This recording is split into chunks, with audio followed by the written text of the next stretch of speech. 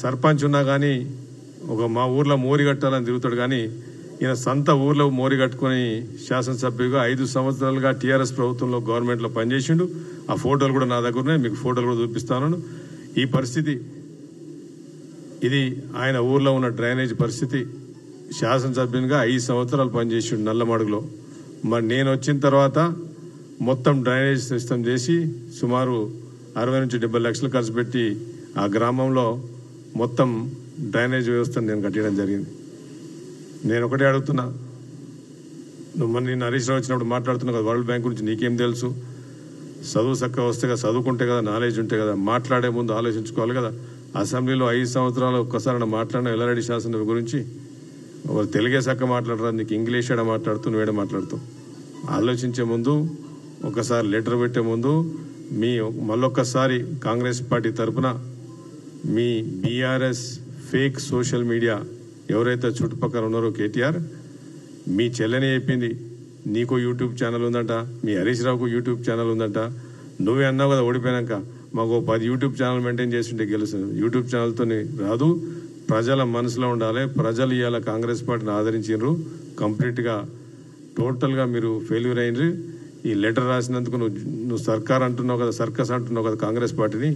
Congress party circus కాదు, Congress party ప్రజల కొరకు పనిచేస్తూ ఉందని చెప్పి మరి మళ్ళొక్కసారి కూడా నీకు ఇంకా కూడా డౌట్ ఉంటే, నా లెటర్ మీద డౌట్ ఉన్నా, ఈ ప్రాజెక్ట్స్ అన్నీ కూడా నేను నీకు ఛాలెంజ్ చేస్తూ ఉన్నాను. ఎనీ టైం నువ్వు నా దగ్గరికి కానీ నా కాన్స్టిట్యున్సీకి వచ్చినా కానీ నేను టోటల్ జిఎఫ్డిఆర్లో ఏమేమి ప్రాజెక్ట్స్ ఉన్నాయి, ఒక శాసనసభ్యునిగా ప్రజల గురించి, ఎల్లారెడ్డి గురించి ఎంతవరకైనా పోరాడడానికి మదన్ మోహన్ సిద్ధంగా ఉన్నాడు కాంగ్రెస్ పార్టీ తరఫున. మరి మా రేవంత్ రెడ్డి గారు, మా మంత్రులు, ఎమ్మెల్యేస్ అందరం కూడా వీఆర్ ఆల్ టుగెదర్.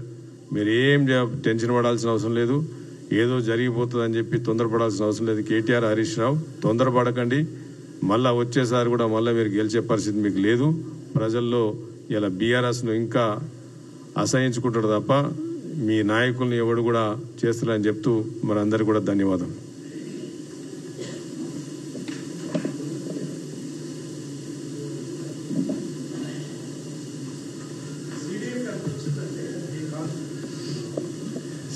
సిడిఎఫ్ మాకు ఎస్డిఎఫ్ 10 కోట్లు వచ్చింది. ఎస్డిఎఫ్ అంటే ఈ వరదలకు సపరేటు ముఖ్యమంత్రి గారు రీఎస్టిమేషన్స్ అన్ని జరుగుతున్నాయి. క్రాప్ డ్యామేజ్, క్రాప్ లాసెస్ జరుగుతూ ఉన్నాయి. ఆల్రెడీ అన్ని సబ్మిట్ అయిపోయినాయి. మరి తొందరలోనే మిగతా కాన్స్టిట్యూన్సీతో పాటు మాకు కూడా మొన్న ముఖ్యమంత్రి గారు కూడా మా కాన్స్టిట్యూన్సీ రావడం జరిగింది.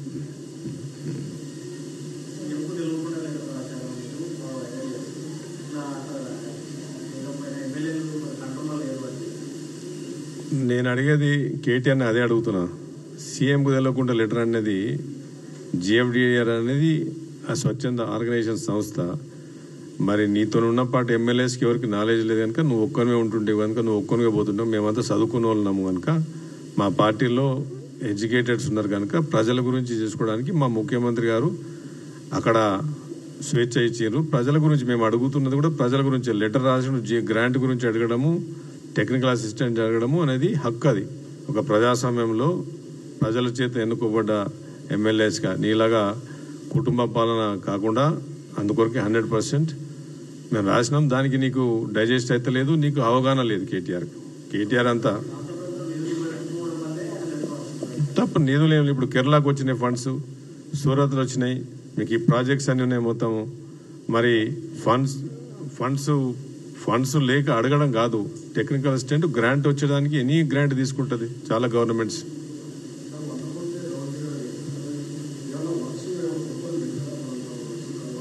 సుమారు మేము ఎస్టిమేట్ చేసినాం, అది 100% 100 కోట్లు అవుతుందా 150 crores అవుతా. మాకు ఇనీషియల్గా అయితే కొంత రోడ్ డిస్కనెక్టివిటీ అయింది. తర్వాత పోచారం ప్రాజెక్ట్ దగ్గర చాలా క్రాప్ డ్యామేజ్ అయింది, చాలా ఇల్లులు కొట్టుకుపోయినాయి.